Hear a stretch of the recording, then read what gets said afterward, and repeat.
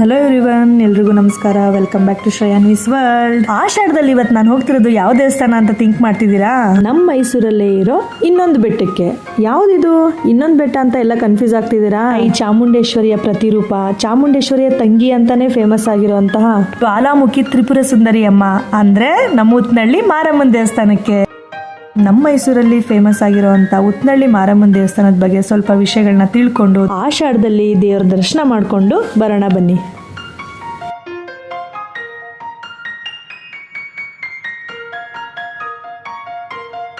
ಉತ್ನಳ್ಳಿ ಜ್ವಾಲಾಮುಖಿ ತ್ರಿಪುರ ಸುಂದರಿ ದೇವಸ್ಥಾನ ಸುಮಾರು ಸಿಟಿಯಿಂದ 7ರಿಂದ 8 ಕಿಲೋಮೀಟರ್ ಆಗುತ್ತೆ. ಜ್ವಾಲಾಮುಖಿ ತ್ರಿಪುರ ಸುಂದರಿ ದೇವಸ್ಥಾನ ಅಂದ್ರೆ ಉತ್ನಳ್ಳಿ ಮಾರಮ್ಮ ನಾಡದೇವತೆ, ತಾಯಿ ಚಾಮುಂಡೇಶ್ವರಿಯ ಇನ್ನೊಂದು ರೂಪ ಅಂತಾನೆ ಎಲ್ಲ ಹೇಳ್ತಾರೆ. ಜ್ವಾಲಾಮುಖಿ ತ್ರಿಪುರ ಸುಂದರಿ ಅಮ್ಮ ಅವರು ಇಲ್ಲಿ ಹೇಗೆ ಬಂದು ನೆಲೆಸಿದ್ರು, ಈ ಒಂದು ಜಾಗನ ಉತ್ನಳ್ಳಿ ಅಂತ ಯಾಕೆ ಕರೀತಾರೆ, ಇದ್ರ ಬಗ್ಗೆ ಕಂಪ್ಲೀಟ್ ಡೀಟೇಲ್ಸ್ ದೇವಸ್ಥಾನಕ್ಕೆ ಹೋಗಿ ದೇವಸ್ಥಾನ ಸುತ್ತಮುತ್ತ ಎಲ್ಲ ನೋಡ್ತಾ ಹೇಳ್ತೀನಿ ಬನ್ನಿ.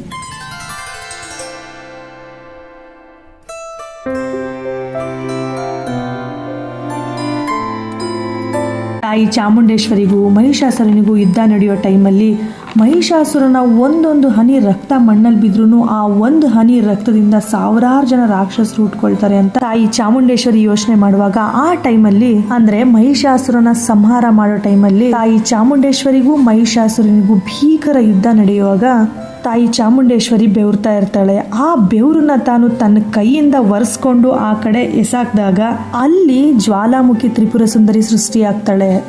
ತನ್ನ ಬೆವರಿನ ಕಣದಿಂದ ಸೃಷ್ಟಿಯಾದ ಜ್ವಾಲಾಮುಖಿ ತ್ರಿಪುರ ಸುಂದರಿನ ನೋಡಿ ತಾಯಿ ಚಾಮುಂಡೇಶ್ವರಿ ಆಶ್ಚರ್ಯದಿಂದ ಯಾರು ನೀನು ಅಂತ ಆ ಟೈಮಲ್ಲಿ ಕೇಳಿದಾಗ ಆಗ ಜ್ವಾಲಾಮುಖಿ ತ್ರಿಪುರ ಸುಂದರಿ ನಾನ್ ನಿನ್ ತಂಗಿ, ನಿನಗ್ ಸಹಾಯ ಮಾಡೋದಕ್ಕೆ ಅಂತಾನೆ ನಾನು ಬಂದಿದ್ದೀನಿ ಅಂತ ಜ್ವಾಲಾಮುಖಿ ತ್ರಿಪುರ ಸುಂದರಿ ತಾಯಿ ಚಾಮುಂಡೇಶ್ವರಿಗೆ ಹೇಳ್ತಾಳೆ. ನಾನು ನಿನಗೆ ಸಹಾಯ ಮಾಡ್ತೀನಿ, ನೀನು ಯುದ್ಧನ ಮುಂದುವರಿಸು ಅಂತ ಜ್ವಾಲಾಮುಖಿ ತ್ರಿಪುರ ಸುಂದರಿ ತಾಯಿ ಚಾಮುಂಡೇಶ್ವರಿಗೆ ಹೇಳ್ತಾಳೆ. ಆಮೇಲೆ ತಾಯಿ ಚಾಮುಂಡೇಶ್ವರಿ ಮಹಿಷಾಸುರನ ಸಂಹಾರಕ್ಕೆ ಮುಂದಾಗಿ ಆತನಿಗೆ ತ್ರಿಶೂಲದಿಂದ ಚುಚ್ಚಿದಾಗ ಚಿಮ್ಮುತ್ತಲ್ಲ ಆ ರಕ್ತನ ನೆಲಕ್ಕೆ ಬೀಳ್ದಂತೆ ತ್ರಿಪುರ ಸುಂದರಿ ನಾಲ್ಗೆನ ಚಾಚಿ ಆ ರಕ್ತನೆಲ್ಲ ಹೀರ್ಕೋತಾಳೆ. ಯಾವಾಗ ತನ್ನ ನಾಲ್ಗೆನ ಚಾಚಿ ಆ ರಕ್ತನ ನೆಲಕ್ಕೆ ಬೀಳದೆ ಇರೋ ಥರ ತ್ರಿಪುರ ಸುಂದರಿ ಹೀರ್ಕೋತಾಳೋ ಇದರಿಂದ ತಾಯಿ ಚಾಮುಂಡೇಶ್ವರಿ ಮಹಿಷಾಸುರನ ಸಂಹಾರ ಮಾಡೋಕ್ಕೆ ಸಹಾಯ ಆಗುತ್ತೆ. ಮಹಿಷಾಸುರನ ಸಂಹಾರ ಆದಮೇಲೆ ತಾಯಿ ಚಾಮುಂಡೇಶ್ವರಿ ಚಾಮುಂಡಿ ಬೆಟ್ಟದಲ್ಲಿ ನೆಲೆ ಆಗ್ತಾಳೆ. ಆವಾಗ ತಾಯಿ ಚಾಮುಂಡೇಶ್ವರಿ ಚಾಮುಂಡಿ ಬೆಟ್ಟದಲ್ಲಿ ನೆಲೆ ಆಗ್ತಾಳೋ ಆಗ ಚಾಮುಂಡೇಶ್ವರಿ ತ್ರಿಪುರ ಸುಂದರಿಗೂ ತನ್ನ ಹತ್ರನೇ ಇರೋಂತೆ ಹೇಳ್ತಾಳೆ. ಜ್ವಾಲಾಮುಖಿ ತ್ರಿಪುರ ಸುಂದರಿ ಅದಕ್ಕೆ ಒಪ್ಪಲಿಲ್ಲ.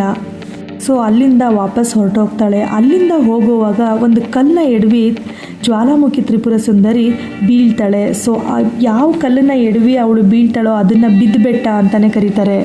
ಜ್ವಾಲಾಮುಖಿ ತ್ರಿಪುರ ಸುಂದರಿ ಅಲ್ಲಿಂದ ಎದ್ದು ಬಂದು ಉತ್ನಾಳಮ್ಮ ಆಗಿ ನೆಲೆಸ್ತಾಳೆ. ಉತ್ನಾಳಮ್ಮ ಆಗಿ ನೆಲೆಸಿದ ಸ್ಥಳನೇ ಈ ಉತ್ನಳ್ಳಿ. ಇವತ್ತಿಗೂ ಉತ್ನಳ್ಳಿ ಮಾರಮ್ಮ ಆಗಿ ಗ್ರಾಮದ ದೇವತೆಯಾಗಿ ಎಲ್ಲರನ್ನ ಕಾಪಾಡ್ತಾ ನಂಬಿ ಬಂದವ್ರನ್ನ ಹರಿಸ್ತಾ ಇರೋದೇ ಈ ಜ್ವಾಲಾಮುಖಿ ತ್ರಿಪುರ ಸುಂದರಿ. ಮೈಸೂರಲ್ಲಿ ದಸರಾ ಟೈಮಲ್ಲಿ ಚಾಮುಂಡೇಶ್ವರಿ ದೇವಿಗೆ ಯಾವ್ಯಾವ ಥರ ಪೂಜೆಗಳನ್ನ ಮಾಡ್ತಾರೋ ಜೊತೆಗೆ ಅದೇ ಥರ ಉತ್ನಳ್ಳಿಲೂ ಕೂಡ ಜ್ವಾಲಾಮುಖಿ ದೇವಸ್ಥಾನಕ್ಕೆ ವಿಶೇಷ ಪೂಜೆಗಳೆಲ್ಲ ಮಾಡ್ತಾ ಇರ್ತಾರೆ. ಮೈಸೂರು ಅರಸರ ಕಾಲದಿಂದನೂ ಈ ದೇವಸ್ಥಾನಕ್ಕೆ ಇವತ್ತಿವರೆಗೂ ವಿಶೇಷ ಪೂಜೆಗಳೆಲ್ಲ ಈ ದೇವಸ್ಥಾನದಲ್ಲಿ ಮಾಡ್ತಾ ಇರ್ತಾರೆ. ಮಂಗಳವಾರ, ಶುಕ್ರವಾರ, ಭಾನುವಾರ ವಿಶೇಷ ಪೂಜೆಗಳೆಲ್ಲ ಈ ದೇವಸ್ಥಾನದಲ್ಲಿ ನಡೆಯುತ್ತೆ. ತಾಯಿ ಜ್ವಾಲಾಮುಖಿ ತ್ರಿಪುರ ಸುಂದರಿ ಅಮ್ಮನವರ ದರ್ಶನ ಮಾಡಿದ್ರೆ ಮಾಡಿದ ಪಾಪ ಪಾವನ ಆಗುತ್ತೆ, ಜೀವನದಲ್ಲಿ ಯಶಸ್ಸನ್ನ ಕಾಣ್ತೀವಿ, ಫಲ ಸಿಗುತ್ತೆ. ಎಷ್ಟೋ ಜನ ಭಕ್ತಾದಿಗಳು ಇಲ್ಲಿ ಬಂದು ನಿಂಬೆಹಣ್ಣಿನ ದೀಪ ಹಚ್ತಾರೆ. ಪ್ರತಿ ಫೆಬ್ರವರಿ 3ನೇ ವಾರದಲ್ಲಿ ಜಾತ್ರೆ ನಡೆಯುತ್ತೆ. ಇದು 5 ದಿನಗಳ ಕಾಲ ಇಲ್ಲಿ ಜಾತ್ರೆ ತುಂಬ ಗ್ರ್ಯಾಂಡಾಗಿ ನಡೆಯುತ್ತೆ. ಈ ದೇವಸ್ಥಾನ ಪ್ರತಿದಿನ ಬೆಳಗ್ಗೆ 7:30ಯಿಂದ 2 ಗಂಟೆ ತನಕ, ಮಧ್ಯಾಹ್ನ 3:30ಯಿಂದ 8:30 ತನಕ ಓಪನ್ ಇರುತ್ತೆ. ಹಿಂದಿಂದ ಇವತ್ತುವರೆಗೂ ಅಂದರೆ ಅವತ್ತಿಂದ ಇವತ್ತುವರೆಗೂ ಮಹಿಷಾಸುರನ ಸಂಹಾರ ಆದಾಗ್ಲಿಂದ ಯಾವಾಗ ಜ್ವಾಲಾಮುಖಿ ತ್ರಿಪುರ ಸುಂದರಿ ತನ್ನ ನಾಲ್ಗೆನ ಚಾಚಿ ಮಹಿಷಾಸುರನ ರಕ್ತನ ಹೀರ್ತಾಳೋ ಅವತ್ತಿಂದ ಇವತ್ತುವರೆಗೂ ಜ್ವಾಲಾಮುಖಿ ತ್ರಿಪುರ ಸುಂದರಿ ತನ್ನ ನಾಲ್ಗೆನ ಚಾಚಿ ದುಷ್ಟಶಕ್ತಿಯನ್ನು ಕೆಟ್ಟದ್ದು ಮಾಡಿದವ್ರನ್ನ ತನ್ನ ನಾಲ್ಗೆಯಲ್ಲಿ ನುಂಗ್ತಾಳೆ ಅನ್ನೋದು ಒಂದು ನಂಬಿಕೆ. ಇಲ್ಲಿ ಬರೋ ಭಕ್ತರೆಲ್ಲ ಇಲ್ಲಿ ದರ್ಶನ ಮಾಡಿಕೊಂಡು ಚಾಮುಂಡಿ ಬೆಟ್ಟಕ್ಕೆ ಹೋಗೋಕ್ಕಾಗಿಲ್ಲ ಅಂದರೆ ತಾಯಿ ಚಾಮುಂಡೇಶ್ವರಿಯ ಪಾದ ಕೂಡ ಇಲ್ಲೇ ಇದೆ. ಆ ದರ್ಶನ ಮಾಡಿದ್ರೆ ಪಾದನ ದರ್ಶನ ಮಾಡಿದ್ರೆ ಚಾಮುಂಡೇಶ್ವರಿ ದೇವಸ್ಥಾನಕ್ಕೆ ಚಾಮುಂಡಿ ಬೆಟ್ಟಕ್ಕೆ ಹೋದಷ್ಟೇ ಪುಣ್ಯ ಸಿಗುತ್ತೆ ಅಂತ ಎಲ್ಲ ಹೇಳ್ತಾರೆ. ಈ ಜ್ವಾಲಾಮುಖಿ ತ್ರಿಪುರ ಸುಂದರಿ ಉತ್ನಳ್ಳಿ ದೇವಸ್ಥಾನದಲ್ಲಿ ಚಂಡಿಕೇಶ್ವರ ಸ್ವಾಮಿ ದೇವಸ್ಥಾನ ಕೂಡ ಪುಟ್ಟ ಗುಡಿ ಇದೆ. ಆ ಚಂಡಿಕೇಶ್ವರ ಸ್ವಾಮಿ ಇಲ್ಲಿ ನೋಡಿ, ಇಲ್ಲಿ ಪುಟ್ಟ ಗುಡಿ ಕೂಡ ಇಲ್ಲಿದೆ.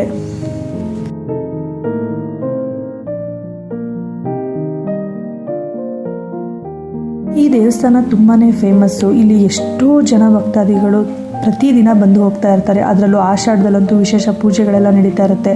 ಆಷಾಢದಲ್ಲೂ ಯಾವಾಗಲೂ ರಶ್ ಇರುತ್ತೆ. ಇಲ್ಲಿ ಊಟದ ವ್ಯವಸ್ಥೆ ಕೂಡ ಇಲ್ಲಿ ಇರುತ್ತೆ. ಜ್ವಾಲಾಮುಖಿ ತ್ರಿಪುರ ಸುಂದರಿ ದೇವಸ್ಥಾನದ ಪಕ್ಕನೇ ಕಾಲಭೈರೇಶ್ವರನ ದೇವಸ್ಥಾನ ಕೂಡ ಇಲ್ಲಿದೆ.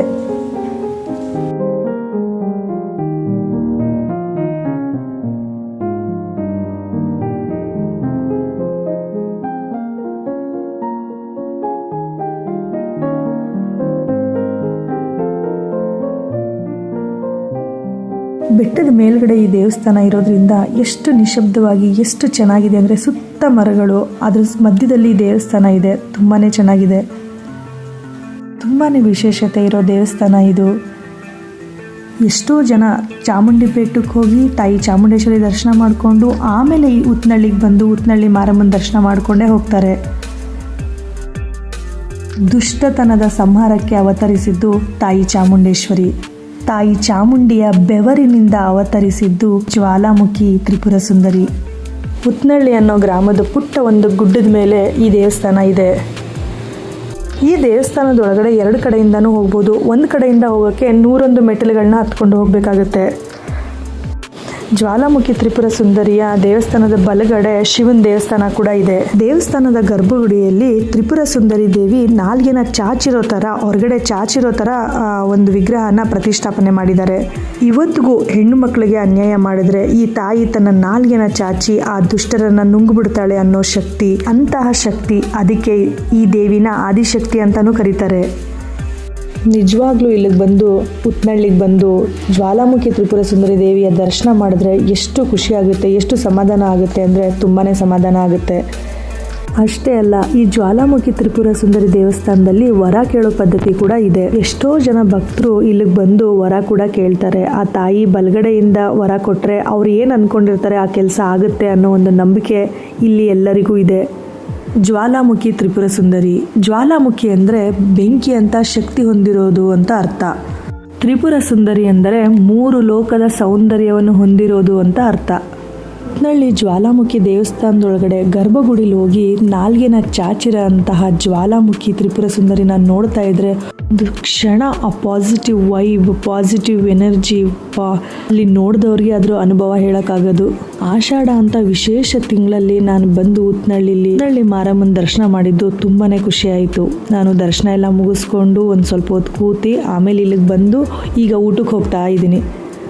ಬೆಟ್ಟದ ಮೇಲೆ ಅದು 100 ಮೆಟ್ಲುಗಳಿದೆ ಇಲ್ಲಿ. ಆ ಬೆಟ್ಟದ ಮೇಲೆ ಆ 100 ಮೆಟ್ಲುಗಳನ್ನ ಹತ್ಕೊಂಡು ಬಂದು 2 ಸೈಡಿಂದ ಇದೆ. ಮೆಟ್ಲುಗಳನ್ನೂ ಹತ್ಕೊಂಡು ಬರ್ಬೋದು, ಹಾಗೆ ರೋಡಲ್ಲೂ ಕೂಡ ಬರ್ಬೋದು. ದರ್ಶನ ಎಲ್ಲ ಮಾಡಿ ಪ್ರಸಾದನೂ ಸ್ವೀಕರಿಸಿ ತುಂಬಾ ಖುಷಿ ಆಯಿತು. ಮತ್ತು ಆಚೆ ಪಾರ್ಕಿಂಗ್ ವ್ಯವಸ್ಥೆ ಅಂತೂ ನೀಟಾಗಿದೆ.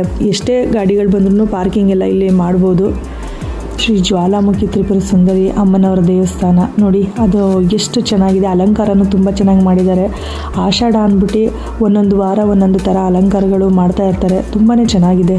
ಆಷಾಢದಲ್ಲಿ ಜ್ವಾಲಾಮುಖಿ ತ್ರಿಪುರ ಸುಂದರಿ ದೇವಿಯ ದರ್ಶನ ಮಾಡಿದೆ, ಅದ್ರ ಬಗ್ಗೆ ಹೇಳಿದೆ. ನಿಮಗೂ ನಾನು ಈ ವಿಡಿಯೋನ ನೋಡಿ ತುಂಬ ಖುಷಿ ಆಯಿತು ಅಂತ ಅನ್ಕೋತೀನಿ. ಯಾರು ನಮ್ಮ ಕೈ ಹಿಡಿಲಿಲ್ಲ ಅಂದರೂ ದೇವ್ರ ಕೈ ಹಿಡಿತಾರೆ ಅನ್ನೋದು ನನ್ನ ನಂಬಿಕೆ. ಯಾರು ನಮಗೆ ಮೋಸ ಮಾಡಿದ್ರು ದೇವ್ರು ಮೋಸ ಮಾಡಲ್ಲ ಅನ್ನೋದು ನನ್ನ ನಂಬಿಕೆ. ನಾನು ನಂಬಿರೋ ಆ ದೇವರು ಎಲ್ಲರಿಗೂ ಒಳ್ಳೇದು ಮಾಡಲಿ ಅಂತ ಕೇಳ್ಕೊತಾ ಇನ್ನೊಂದು ಇಂಟ್ರೆಸ್ಟಿಂಗ್ ಆಗಿರೋ ವಿಡಿಯೋ ಜೊತೆಗೆ ನಾನು ಬರ್ತೀನಿ.